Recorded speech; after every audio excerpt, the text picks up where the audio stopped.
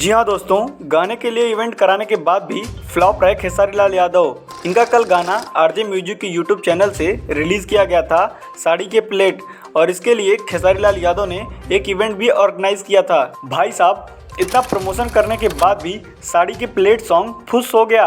हमें तो trending star Khesari Lal Yadav से ये उम्मीद बिल्कुल ही नहीं थी। हालांकि 24 घंटे होते होते इस सॉन्ग ने करीब 9 लाख व्यूज़ इकट्ठा किए, जिससे थोड़ी मोड़ी स्थिति ठीक हो गई।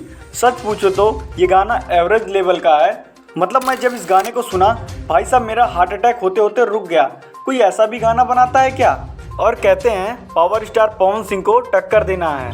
पवन सिंह सोते टाइम भी अगर ऐसा गाना गा दें तब भी ये गाना ऐसा नहीं होगा। कल जो इवेंट हुआ था उसमें खेसारी लाल यादव ने रतन टाटा जी को याद करते हुए कहा, उनसे सीख लेने की प्रेरणा दी, और कहा अगर खेसारी लाल यादव 1 करोड़ कमा रहे हैं तो उसमें से 20 लाख दान दे देना चाहिए। खैर, चाहे जो भी हो, फ्लॉप सॉन्ग को फ्लॉप ही कहेंगे क्योंकि इस गाने की क्वालिटी एकदम बकवास है।